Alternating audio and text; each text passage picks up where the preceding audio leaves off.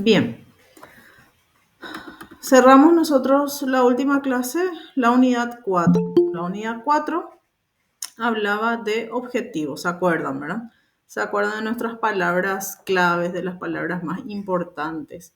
Y creo que ya habíamos dado también la importancia del por qué damos los objetivos en esta unidad 4. Les había explicado, y si no les expliqué, les explico ahora, que es porque vamos a estar trabajando con unas dimensiones generales de lo que es una planificación docente. Entonces, ¿qué tenemos nosotros en nuestra planificación docente? Primeramente, tenemos unas fechas, un horario que tenemos que cumplir, tenemos los contenidos, por supuesto, tenemos los objetivos a los cuales queremos llegar. Habíamos explicado que estos objetivos se trabajan más en educación superior y no tanto en lo que es educación inicial, escolar, básica y media. ¿Por qué? Porque ahí se trabaja ya por, ¿cuál era la palabra clave?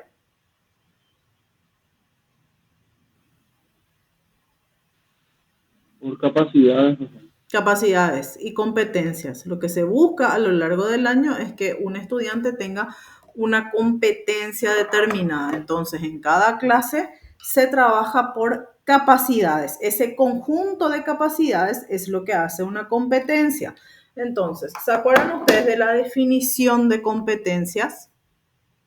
¿Un conjunto de qué cosas era?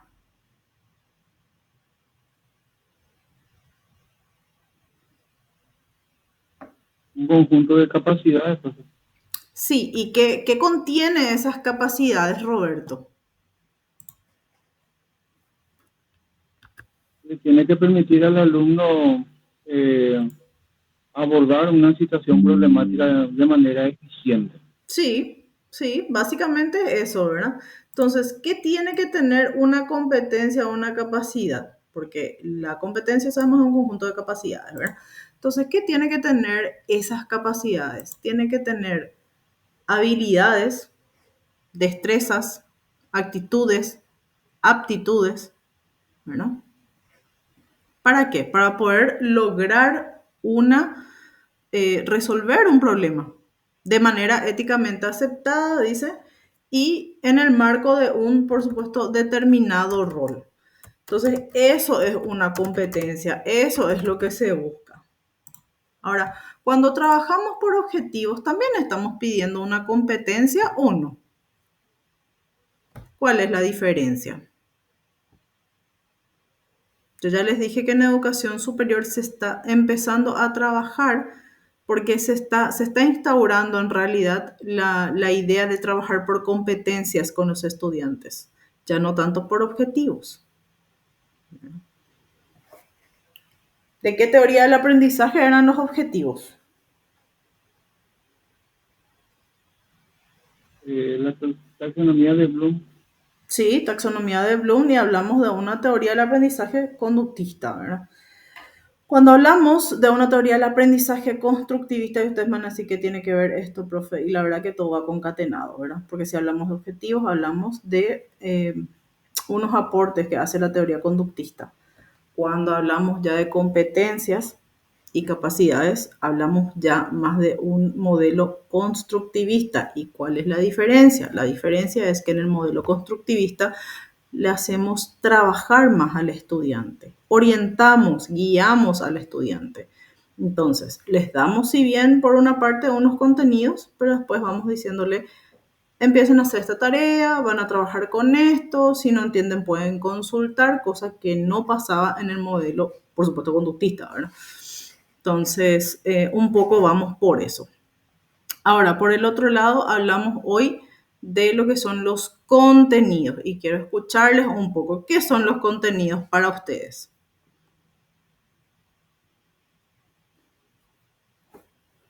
Mientras yo tomo agua.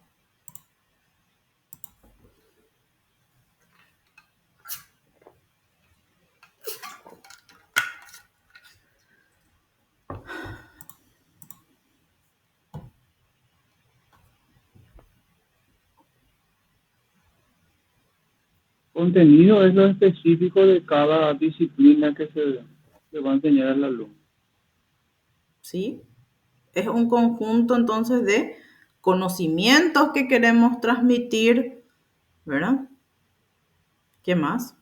Destrezas, habilidades, actitudes, ¿por qué no? ¿Y cuál es la diferencia entre habilidades y destrezas? ¿Llegaron ustedes a escuchar alguna vez esa persona es muy hábil o tiene mucha destreza? ¿Qué significa cuando hablamos de eso o cuando decimos eso?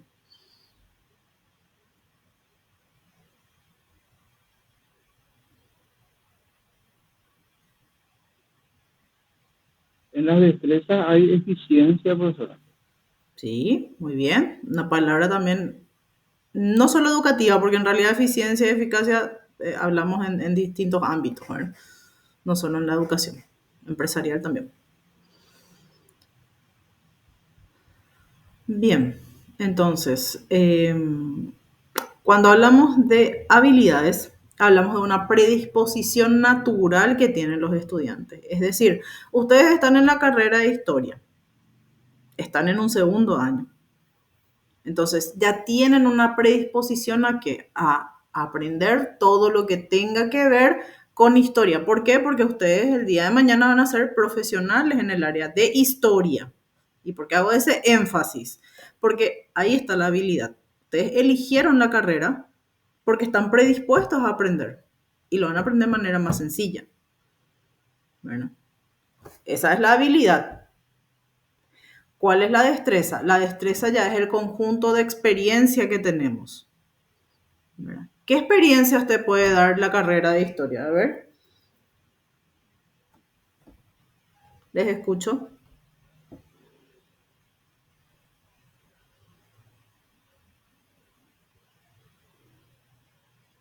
¿Qué aprendieron desde el año pasado a este año? ¿Qué experiencias hay?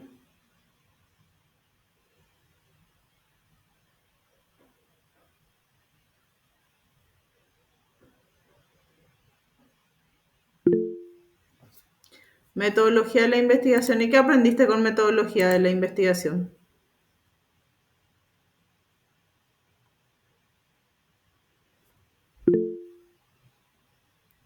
Bien, muy bien. ¿Y te sirve en dónde?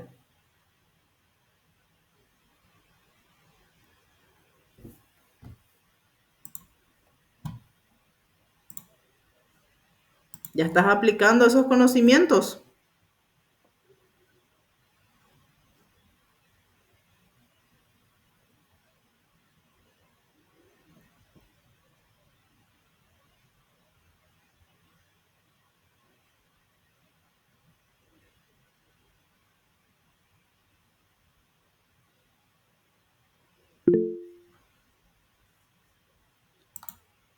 Muy bien. ¿Quién te pide?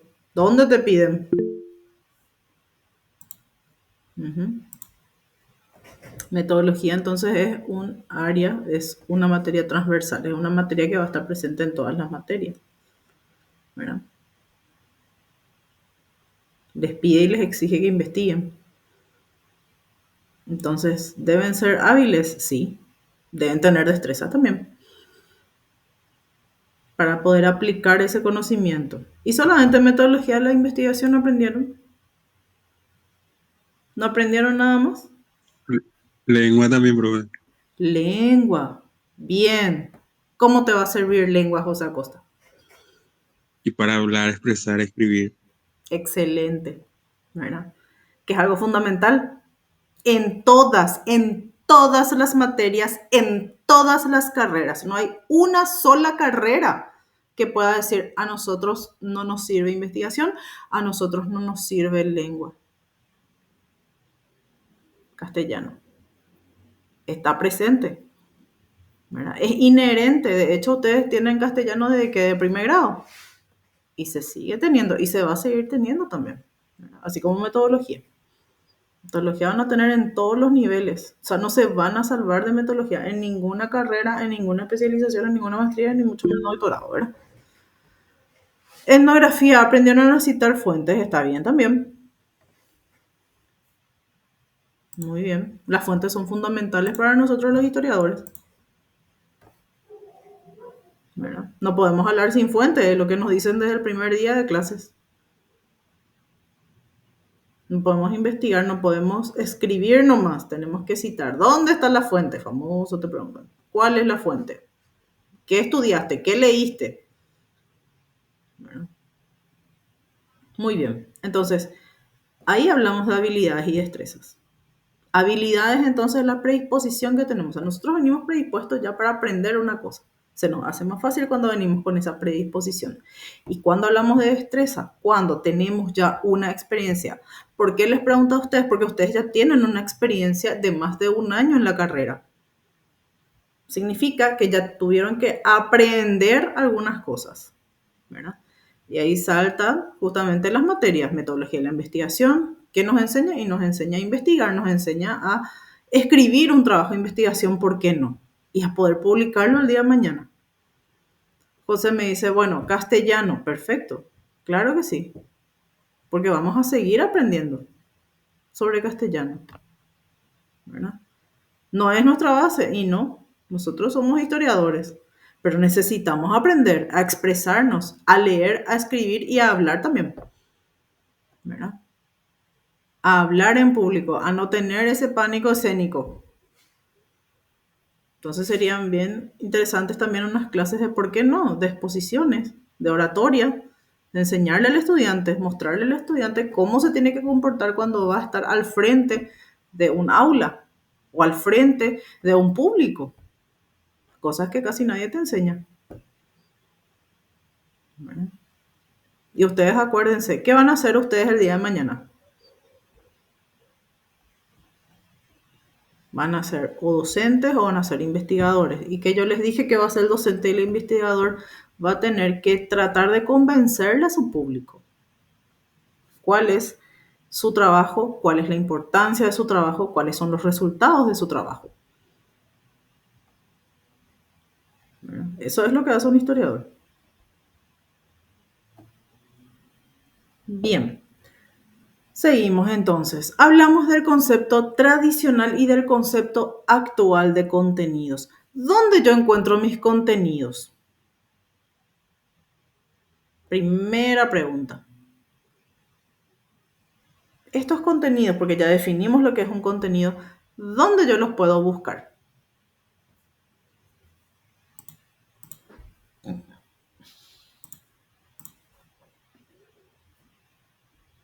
En la guía, ¿Mm?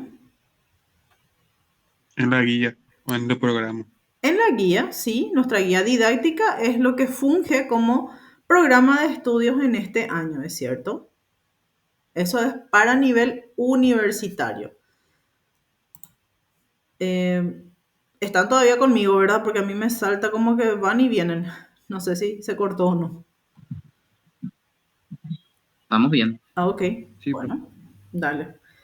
Porque me muestra como que se van, pero bueno. Ok, entonces, tenemos un programa de estudios. Este programa de estudios nosotros le denominamos guía didáctica. ¿Y qué encontramos en la guía didáctica? ¿Cuáles son los puntos más relevantes que encontramos?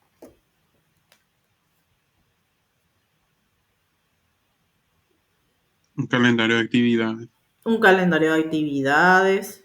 ¿Qué más? un eje programático, Sí, por supuesto. Entonces el estudiante no puede decir yo no sé qué es lo que vamos a dar. No, el estudiante sabe. El estudiante sabe dónde buscar. ¿Dónde va a buscar? Va a buscar en la guía didáctica. ¿Qué va a buscar? Va a buscar el contenido. ¿Qué es lo que se va a desarrollar? Y si quiere saber más o menos el cronograma, porque ustedes saben el cronograma está muy supeditado a la forma en la cual se desarrollan las clases, entonces puede sufrir variaciones en las fechas. Por eso se llama planificación de alguna manera, porque es, digamos, una intención o una idea que tenemos. De ahí a que lo podamos llevar al 100%, excelente por la persona que lo pueda hacer, pero también hay realidades en el aula, ¿verdad? Entonces tenés un cronograma más o menos relativo de en qué tiempo vas a desarrollar qué unidades. ¿Verdad? ¿Cuántas unidades tenemos? ¿Cuáles son los contenidos? Tenés la bibliografía básica, la bibliografía complementaria, tenés los objetivos o en todo caso las competencias, tenés unos puntos muy interesantes en tu guía didáctica. Prácticamente tenés todo lo que se va a desarrollar con respecto a la materia, ¿verdad? E incluso en la parte de cronograma, ustedes saben, tienen también cuál va a ser ya la tarea que se va a desarrollar, que también, por supuesto, puede sufrir variaciones. Por eso vuelvo a insistir, es una planificación o un intento de planificación. La planificación se puede adecuar, se puede ajustar de acuerdo a las necesidades del aula. Entendiendo eso, vamos a lo que es un concepto tradicional de lo que es un contenido. Entonces, ¿cómo nosotros enseñábamos anteriormente en lo que es ya cuando entramos en lo que es teoría conductista, hace unos cuantos años atrás?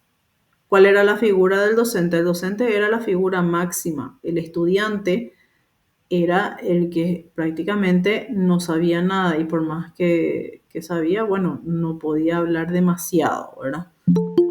Entonces, hablamos del docente como figura máxima. Años atrás hablamos del estudiante, que por más que a veces se daba cuenta que el docente estaba equivocado, no podía decir mucho, ¿verdad? Por no decir, no podía corregirle a su docente. ¿Qué es lo que se enseñaba? Y se enseñaba más bien la parte de conceptos, de definiciones, un contenido puro. Hoy en día, ¿cómo enseñamos esos contenidos? A ver si me pueden responder. ¿Cómo enseñan sus docentes? Imagínense ustedes algunos docentes, no precisamente de la facultad, pueden ser de otros espacios. ¿Cómo les va enseñando los contenidos?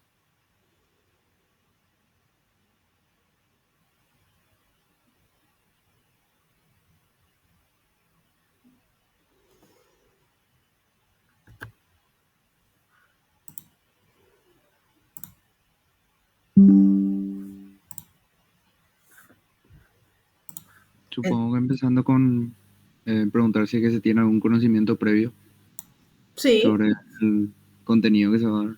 sí. Y ahí ya jugamos con qué? Ahí ya jugamos con los momentos didácticos, por ejemplo, ¿verdad? Acuérdense de nuestros momentos didácticos, no se olviden nunca, no los pierdan de vista nunca, porque eso es lo que tienen que hacer en aula, primeramente, ¿verdad? Entonces, ¿a qué modelo responde eso que me comentaste, Víctor?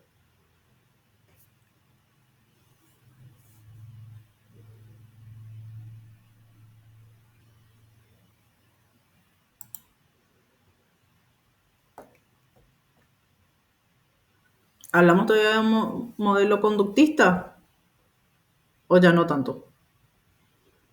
Ya no tanto, Muy bien. porque el profesor ya no es que da nomás la información, Ujú. sino que intenta ver en qué nivel de información, o sea, qué nivel de información poseen los estudiantes para partir de ahí. Sí, intenta orientar, intenta guiar, ¿verdad? En diferentes espacios vemos que el docente ya es un guía y un orientador, pero un guía y un orientador que tiene que tener las ideas muy claras. O sea, tiene que saber qué es lo que quiere lograr con sus estudiantes. No es darle nomás una tarea y le deja ahí, ¿verdad? Hace como podéis y listo. No, eso tampoco es así, ¿verdad? Entonces, ¿dónde vemos todo ese conjunto de cosas? ¿Dónde vemos lo que queremos lograr? Lo vemos en la planificación docente.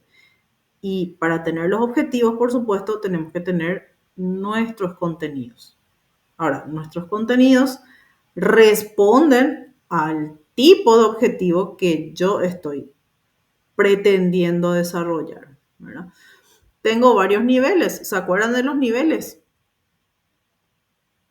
¿Cuál es el nivel al cual quiero llegar con mi estudiante? Quiero llegar al primer nivel, quiero llegar al tercero, quiero llegar al cuarto. ¿Qué quiero hacer con ellos? Y depende de lo que yo quiera hacer con ellos, entonces es que vamos a trabajar. Vamos a poner un ejemplo. Vamos a poner un ejemplo de un tema histórico. ¿Les parece? Elijan un tema y trabajamos sobre eso ahora. Sin miedo. La caída de la dictadura y el inicio de la era democrática. Bueno, la caída de la dictadura, ¿cuál va a ser tu objetivo ahí? ¿Qué vas a querer lograr con tu estudiante? Entender, o sea, hacerle entender más o menos los procesos que llevaron a que suceda tal evento. ¿Y qué verbo vas a usar?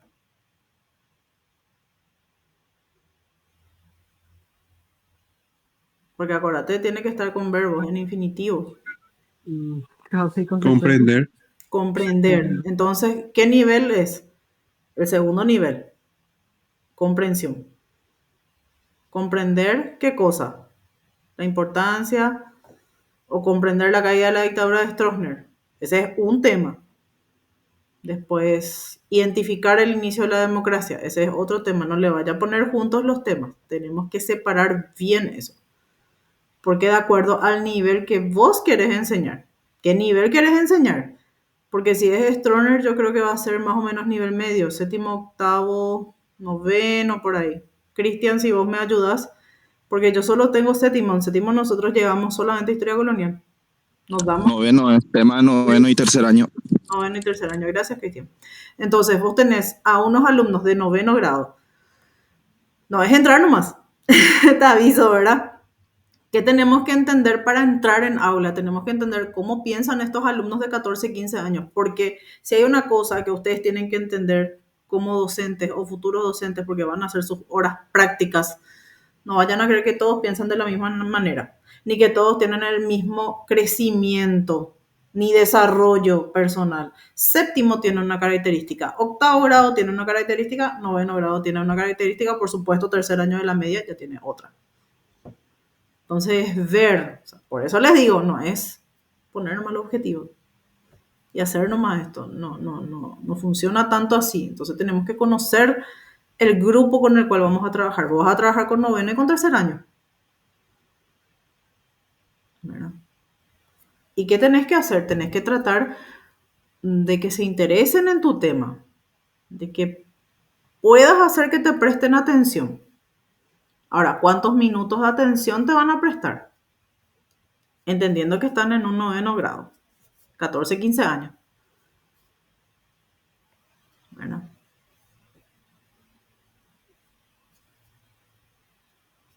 Tenés tu contenido, tenés tu objetivo. ¿Cuál va a ser tu estrategia?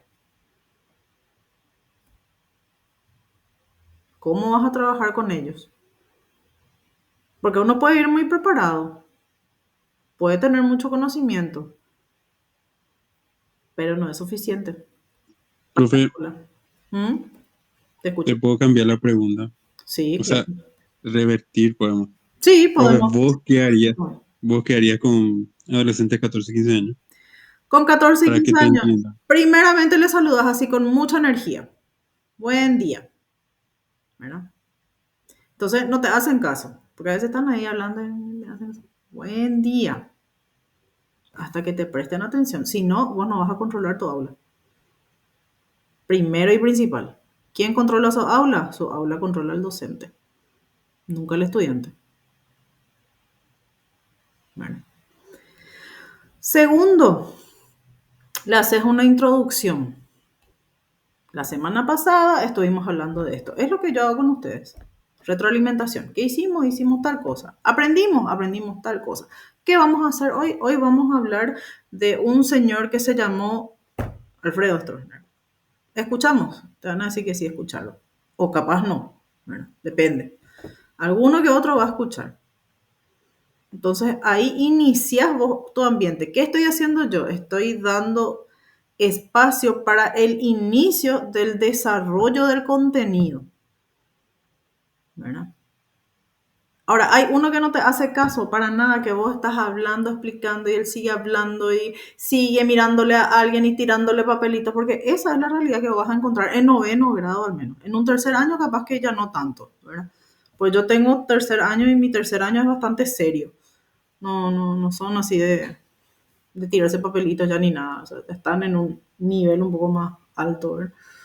Entonces, por eso digo, y vuelvo a insistir, depende del grupo que tengas. Depende de la madurez que tengan tus estudiantes también. Entonces, si vos te das cuenta que hay uno que no te está haciendo caso, porque vas a encontrar, de seguro, Ya le vas acercando a vos, ¿verdad? O vas a ser mi ayudante, así, diplomáticamente, ¿verdad? ¿Qué vas a hacer? Y me vas a ayudar, me vas a leer este párrafo.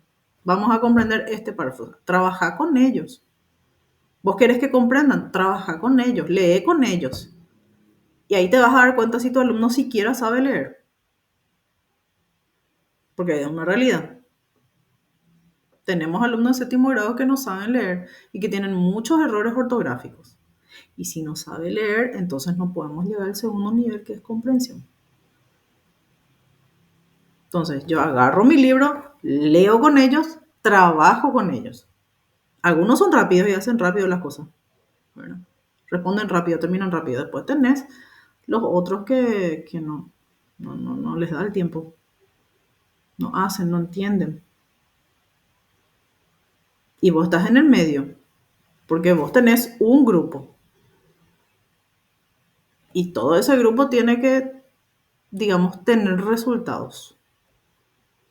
¿Verdad? No tiene resultados, bueno, entonces evidencia eso.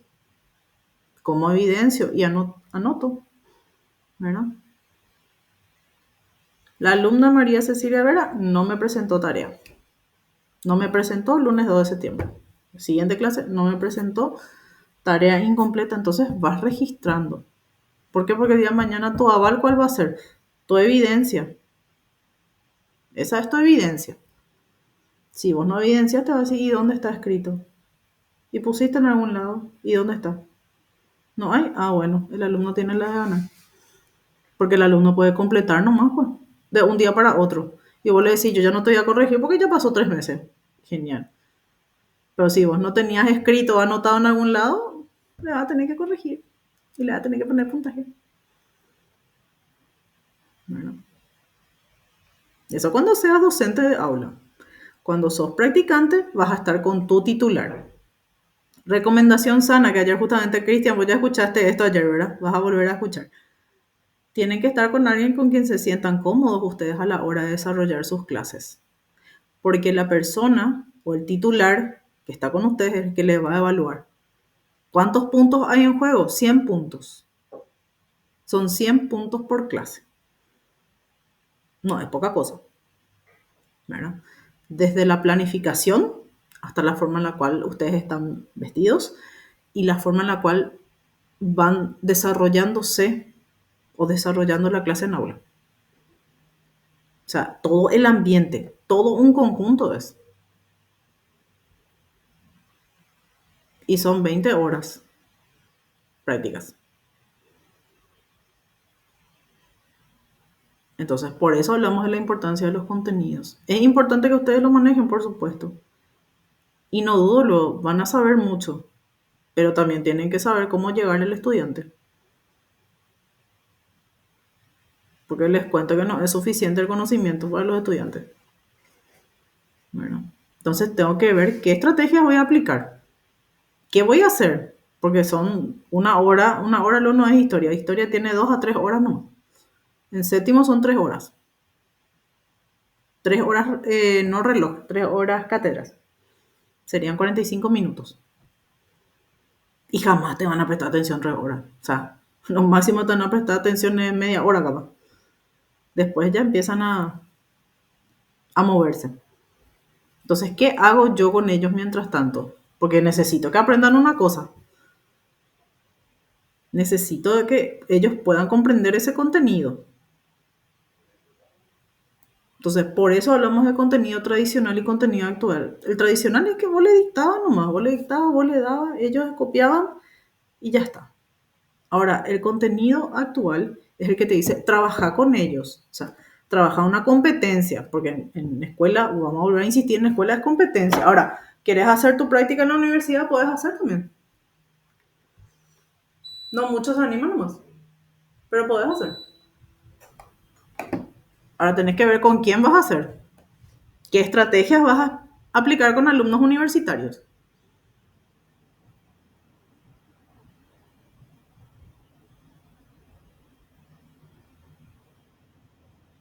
Porque es planificar por clase.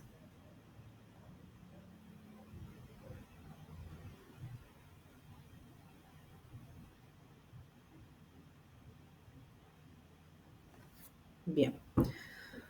Después hablamos de la importancia que tenemos en los contenidos, es decir, las intenciones educativas.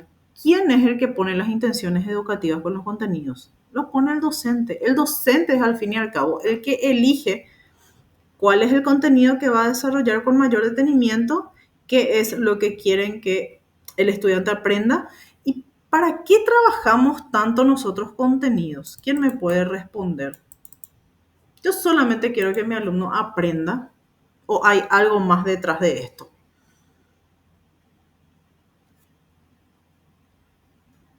¿Por qué se trabajan tanto los contenidos?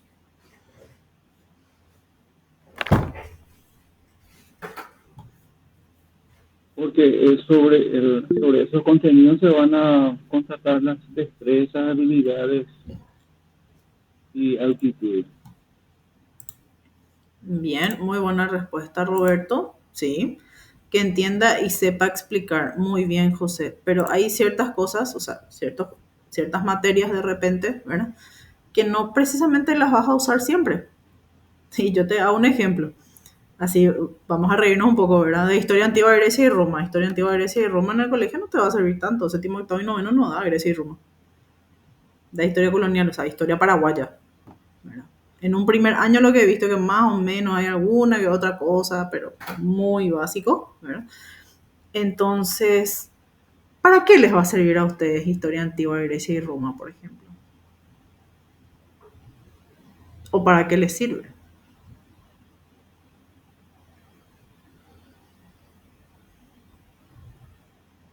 ¿Qué van a hacer el día de mañana con esos conocimientos?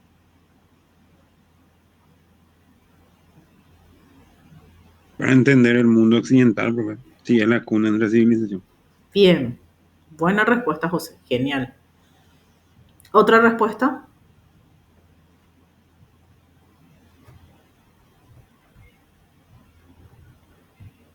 Comprender las propias instituciones occidentales. Sí, les va a ayudar para comprender. Ahora, yo les voy a ser muy sincera. Les pongo ya el ejemplo. Ya tienen ustedes sus títulos de licenciados y licenciada, porque no hay otra, en historia. Ya lo tienen en la mano. Van a buscar un trabajo, se van a entrevistar con alguien. En la entrevista, el empleador no les va a estar preguntando qué es la historia, cuáles son las edades de la historia, para qué te sirve la historia. ¿Por qué? Porque ya asume que ustedes ya lo saben, ¿verdad? Entonces,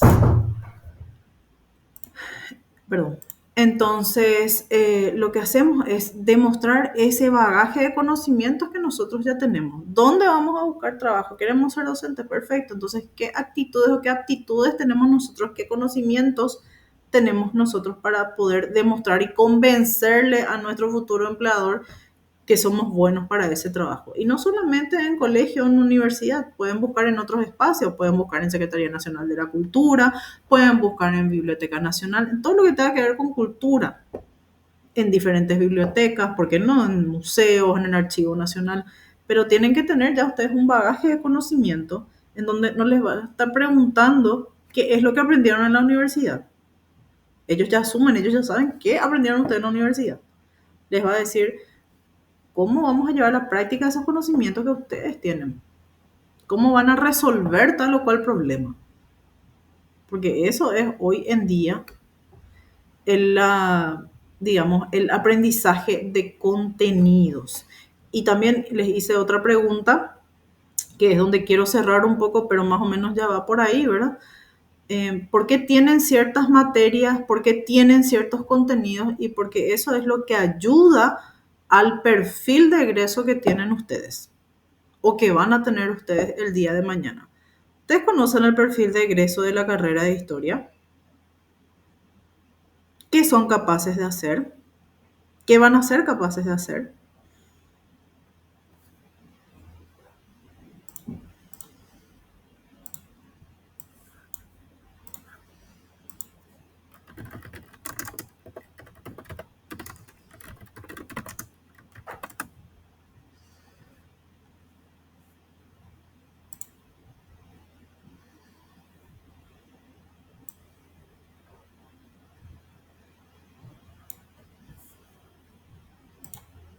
Parece que les maté, ¿verdad?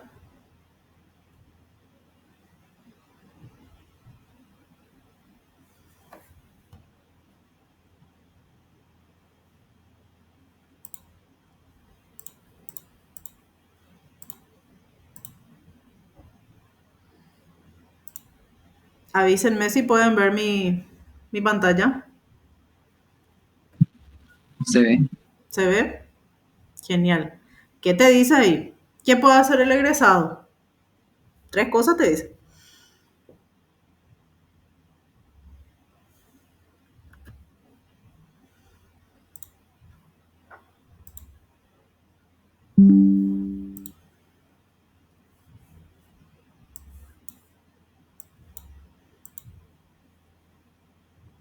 Profe, no sé si abriste otra pestaña, parece, pero ahí está. Perdón, ahí está. Bueno, entonces, Ejercer la docencia en la educación de nivel medio y terciario, o sea, va a ser docente. sí, Adquirir capacidad de razonamiento lógico y abstracto y espíritu bien, crítico. Investigar los acontecimientos presentes y pasados. sí. Plan de estudios aprobado. ¿De qué año es nuestro plan? Del año 2004. Bueno, tiene 20 añitos. Entonces, tenemos o sea, en el perfil de egreso tenemos prácticamente 3 competencias que ustedes van a tener. De hecho, que son muchas más, ¿verdad? Pero la primera lo ya te habla de docencia. Ejercer la docencia. Y acá yo creo que se olvidaron nomás de educación escolar básica, porque en realidad tercer ciclo de educación escolar básica ya están ustedes habilitados, ¿verdad? Nivel terciario, medio y terciario, por supuesto. Entonces, adquirir la capacidad, dice, de razonamiento lógico y abstracto y un espíritu crítico. Y también investigar. Investigar acontecimientos presentes y pasados. Ese es el perfil de egreso que ustedes tienen. O sea, ¿qué es lo que van a lograr con el conjunto de todos los contenidos, de todas las materias que ustedes están trabajando ahora? Muy bien. Continuamos entonces. Continuamos con clasificación de contenidos. ¿Cuál era nuestra clasificación de objetivos? ¿Se acuerdan que teníamos 3 categorías fundamentales? ¿Cuál puede ser una?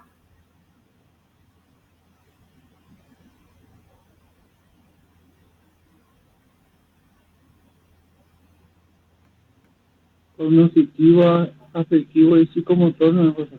Sí, que son también los niveles que tenemos en contenidos. Tenemos los contenidos cognitivos, tenemos los contenidos actitudinales o afectivos y tenemos los contenidos ya sean procedimentales o psicomotor, ¿verdad? ¿Por qué? Porque tenemos, por supuesto, en casi todas las materias nosotros tenemos horas teóricas y horas prácticas. Entonces tenemos la teoría hasta cierto punto y después hacemos una práctica con nuestros estudiantes. ¿Cuál les parece que puede ser un ejemplo de clases prácticas en historia?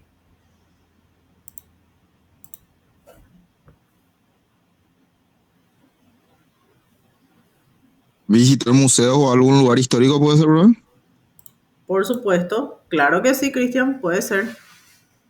Bueno, ya estamos llevando a la práctica, ¿qué cosa? El conocimiento que en teoría nosotros ya le dimos a los estudiantes. Entonces, si yo le llevo a un museo, ¿qué es lo que yo le tengo que comentar o qué es lo que tengo que decirles a ellos antes de que visiten el museo?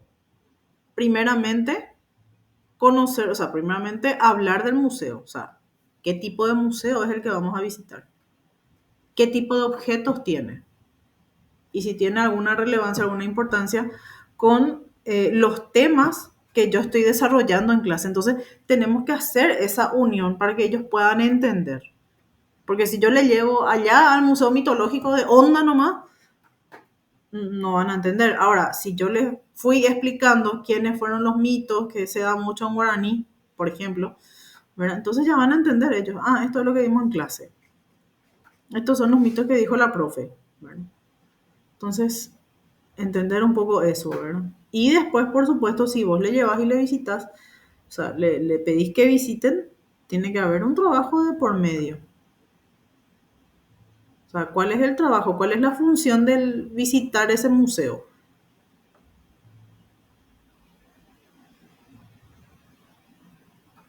¿Qué queremos que logren ahí?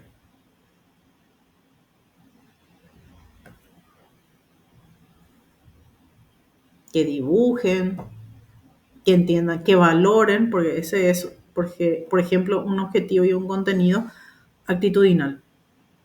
Que valoren la cultura, que identifiquen, qué sé yo, los tipos de tejidos que habían. Entonces, tenemos que hablar, tenemos que tener el tema para poder hablar y para poder llevarles de excursión. Voy a volver a insistir que no es con llevarles nomás, no es tirarles nomás a los estudiantes. No, tenemos que tener nosotros primeramente qué es lo que queremos lograr. Y ahí es donde entra, voy a decir hasta el cansancio, el objetivo. ¿Qué es lo que quiero lograr con mi estudiante? Entonces, de acuerdo a lo que quiero estudiar o a lo que quiero lograr con mi estudiante, es que yo hago ese trabajo. Muy bien. Hablamos de la selección de contenidos. Entonces, ¿qué tenemos que tener en cuenta para poder seleccionar los contenidos?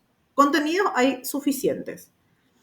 El ministerio, tanto el ministerio como el programa de estudios que tenemos, que está en la facultad y que ustedes conocen como guía didáctica, ese programa de estudios, creo que yo ya les expliqué, les vuelvo a explicar, que se desprende de lo que se denomina un proyecto académico. ¿Y que es un proyecto académico? Conjunto de todas las materias, es decir, todos los programas de estudio que se tiene a lo largo de la carrera. Toda la parte de correlaciones, toda la parte de los objetivos, de los contenidos, de la bibliografía básica, todo eso contiene el proyecto académico, es decir, el currículum o la parte teórica de lo que va a ser la carrera. De ahí se desprende el programa de estudios. Ese programa de estudios nosotros lo conocemos como guía didáctica, ¿verdad? De cada materia, porque ustedes tienen una guía didáctica para cada materia. Entonces, ¿qué hace el docente? El docente, o sea, como ese programa es flexible, el docente puede hacer algunos cambios, puede ajustar, puede incluir temas, puede sacar temas. El docente tiene la capacidad para hacer eso. En el colegio es un poco más flexible que en la universidad. En la universidad es un poco más difícil de hacer eso. Entonces, yo preparo de acuerdo a lo que a mí me parece que le va a servir a mi estudiante. Porque primero y principal el contenido tiene que ser relevante. O sea, tiene que ser útil. ¿Para qué vos le vas a enseñar algo que no le va a servir a tu estudiante el día de mañana? O algo que ya está desfasado. Podemos hablar de educación, podemos hablar de materias, o sea, de carreras muy, muy prácticas, por ejemplo, ingeniería, ¿verdad? Que te dicen algunos, ¿para qué yo le voy a enseñar tal cosa si ya no sirve, ya no se usa, ya está desfasado? Y tienes razón. Entonces, hablamos de lo que es la importancia y hablamos también de la parte epistemológica. ¿Saben ustedes qué es epistemología?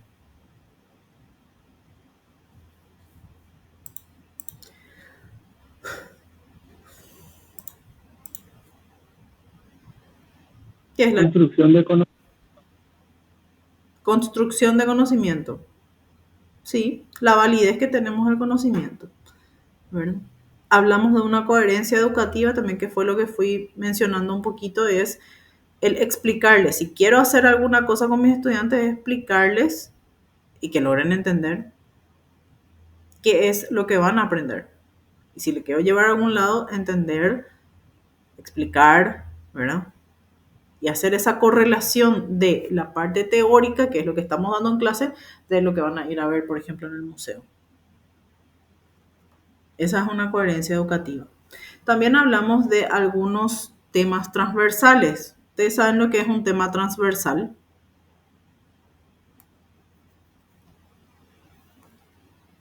O sea, son temas que hay que evaluar en todas las materias, en todas las disciplinas. Sí, muy bien. Muy bien. Y ahí justamente tus compañeros dieron un ejemplo muy, muy claro hace rato. Metodología de la investigación. Metodología ustedes solamente van a dar en la materia de metodología o va a estar presente en todas las otras materias que ustedes están desarrollando.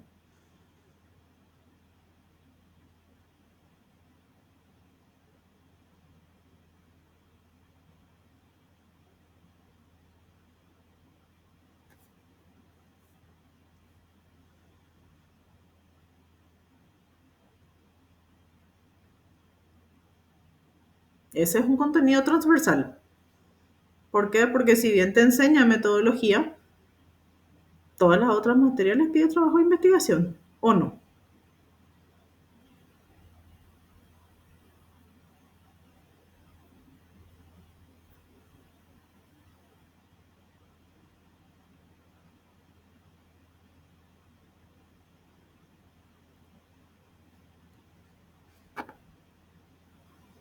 ¿Me escuchan?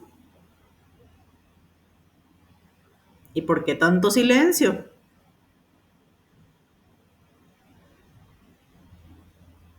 Quiero escucharles también. Ya hablé mucho yo hoy. Ya me cansé.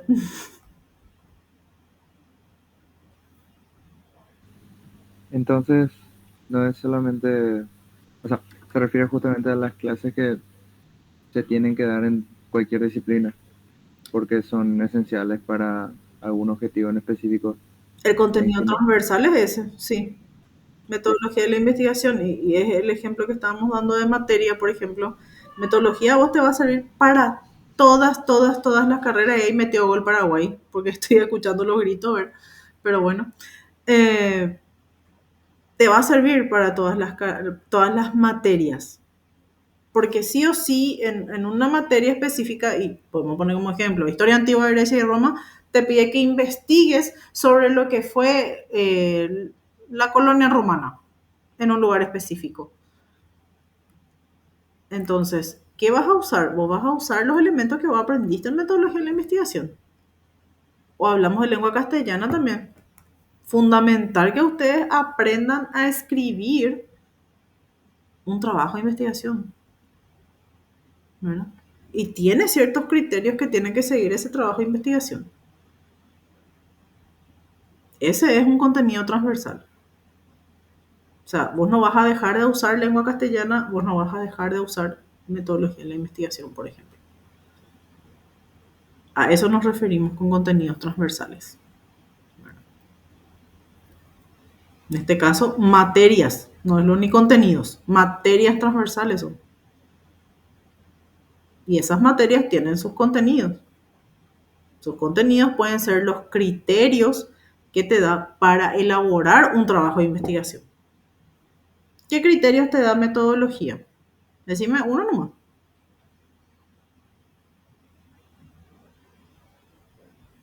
¿Qué tenemos que hacer para investigar un tema?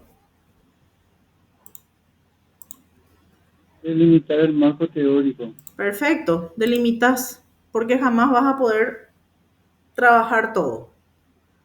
Excelente.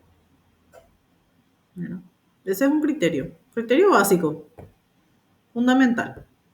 Bueno, bien, y por supuesto también hablamos de las aproximaciones a la realidad. Lo que hice para contenido, para que sea para que tengamos en cuenta la selección, es justamente una aproximación a la realidad. Tratar de que no sea tan utópico o hipotético lo que estamos trabajando o lo que vamos a trabajar con los estudiantes de acuerdo a los contenidos, porque ellos tienen que sentirse de alguna manera familiarizados y tratar de comprender de la mejor manera posible, de la manera más sencilla posible también.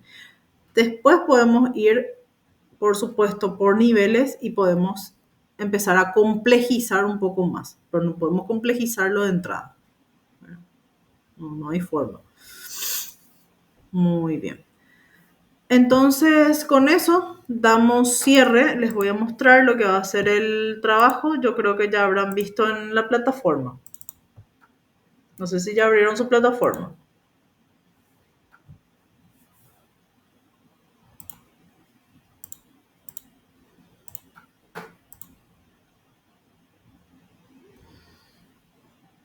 tienen ahí lo que es la tarea. ¿Llegaron ustedes alguna vez a escuchar de un mapa mental?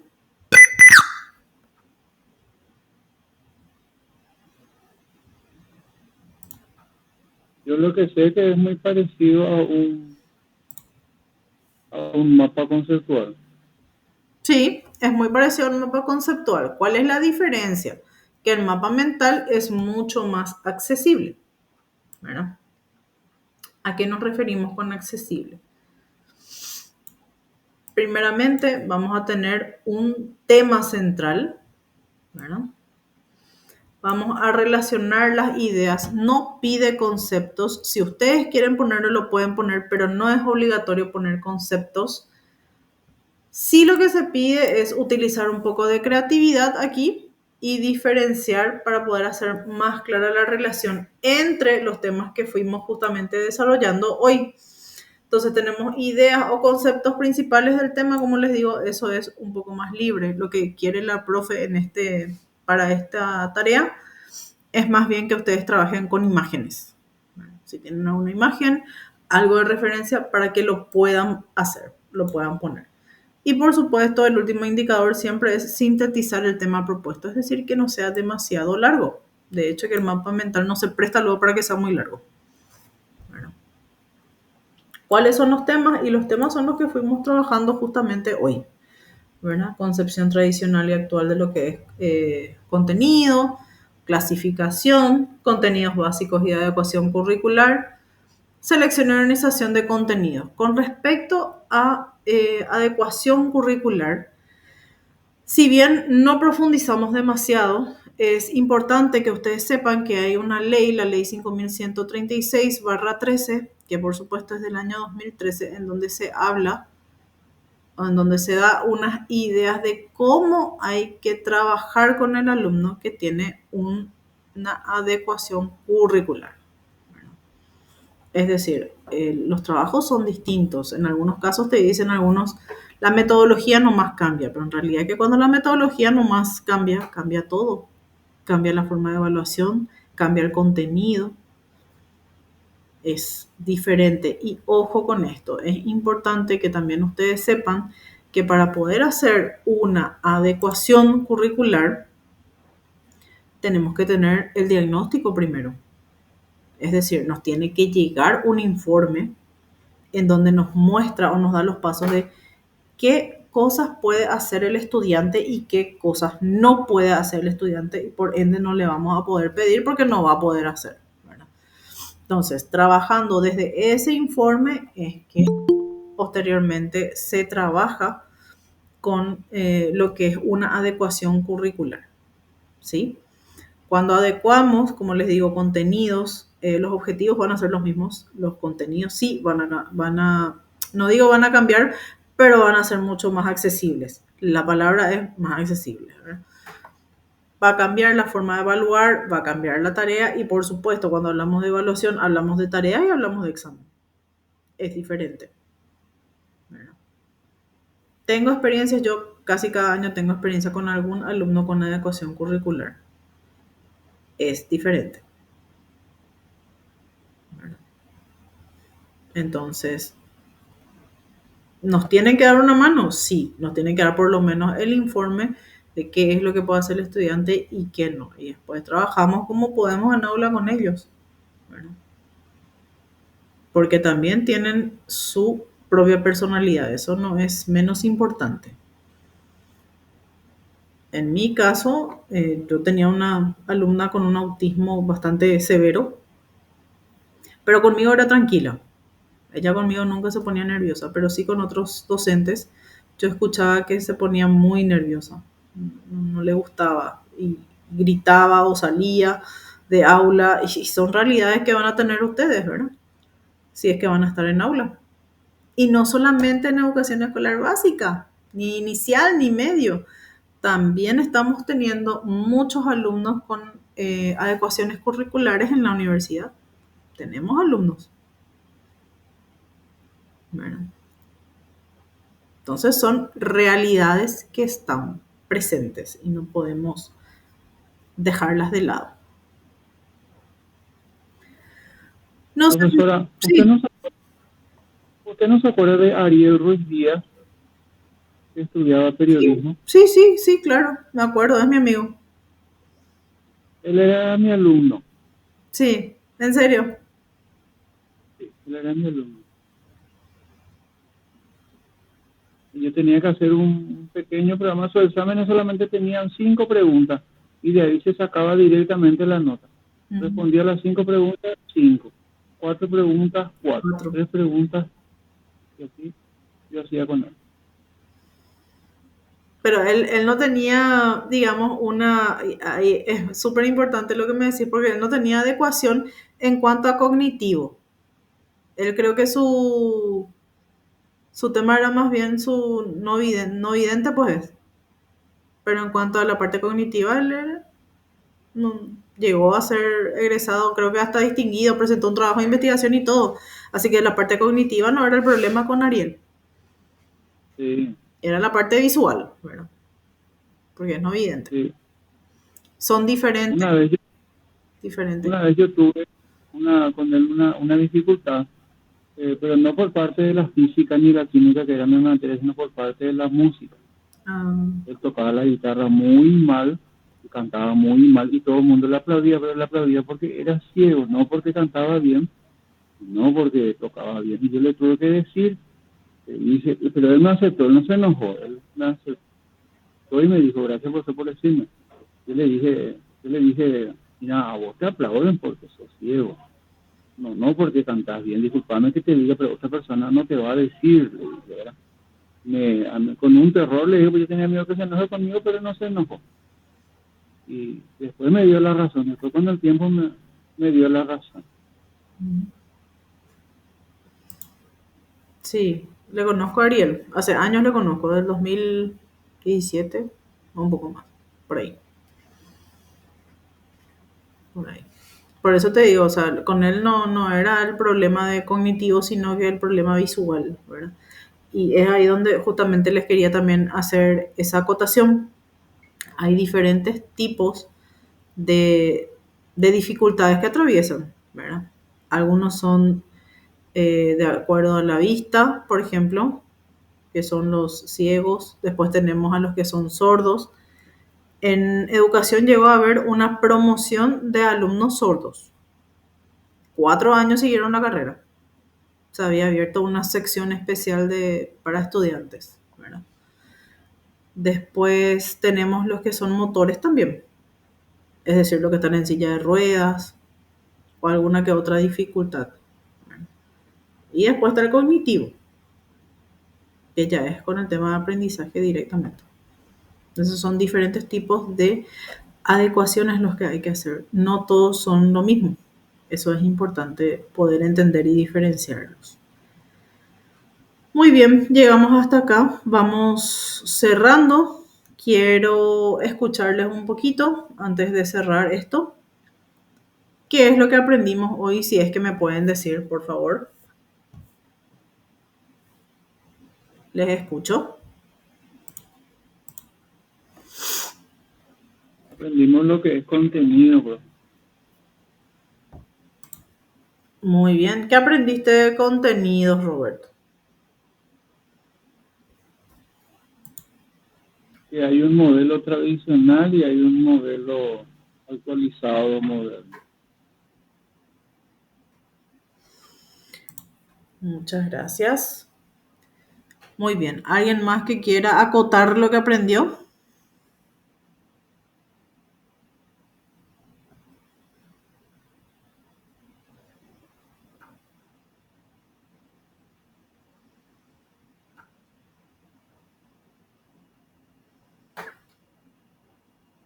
No se peleen, por favor, para responder.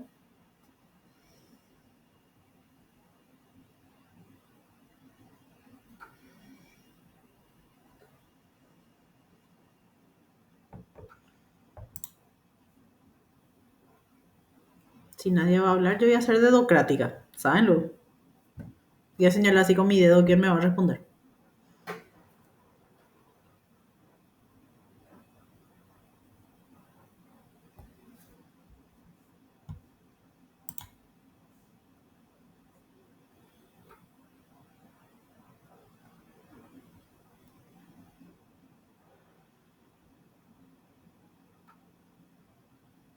Bueno, muy bien. Abel, ¿estás por aquí? Yo estoy en el colectivo, profe. Bueno, está bien, está bien. Ya puso la evidencia luego y todo. Muchas gracias, Abel. Cristian Bombargen, Yo no me encuentro bien ahora, profe. ¿qué te pasa, Cristian? Dios mío, ¿por qué? Y mi cabeza Estás con tiene dolor. pulso propio. Bueno, está bien, está bien. Cristian Delgado, de Arilla Joata, ¿cómo estás? Bien, profe, bien. ¿Estás bien? Mientras te escucho lavando ropa. Qué guapo de todos mis estudiantes, ¿eh? Bien, Cristian, ¿qué aprendiste hoy? Un tema y cerramos.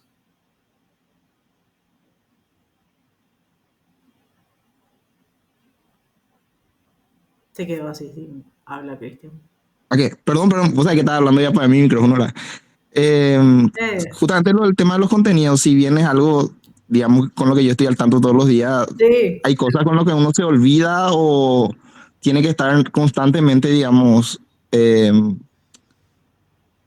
retroalimentándose a sí mismo, digamos, para no olvidarse justamente, ¿verdad? sí. Yo creo que lo que vimos hace rato en relación a los objetivos, por ejemplo, yo no sabía el nombre, el que justamente el compañero Roberto mencionó, ahora yo no me acordaba los nombres. Yo confundí el de objetivos con distintos tipos de indicadores que eran procedimentales y demás. Y ahí, por ejemplo, dije, Y es estoy... sí, es eso, pero en otras palabras, el conceptual, procedimental y actitudinal, que es el cognoscitivo, psicomotor y afectivo. Ay, no estaba tan mal yo entonces. No está mal. Porque yo iba a decir procedimental y cosas así, y después dije, no, tiene otro nombre, entonces dije, estoy mal, dije. No, se los conoce así también.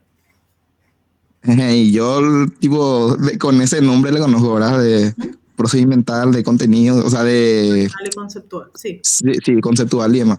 Ujú, Y eso es algo nuevo para mí, yo no sabía eso, ujú. Bueno, que tenía otro nombre al menos. sí, así es. Estamos para aprender. Siempre aprendemos algo nuevo. Sí, tenés que tener mente abierta, no para aprender. Si te cerrás, es complicado. Ahí luego ya perdemos si es que nos cerramos. Primer error que cometemos es. Bueno, muy bien. Cerramos entonces por hoy. Como siempre, un gusto, un placer estar con ustedes. Les dejo que Igual, profe. descansen y que estén muy bien, ¿sí? Nos vemos la próxima semana. Un abrazo a cada uno. Buenas noches. Igual. Gracias, profe, igualmente. Chao. Muy bien.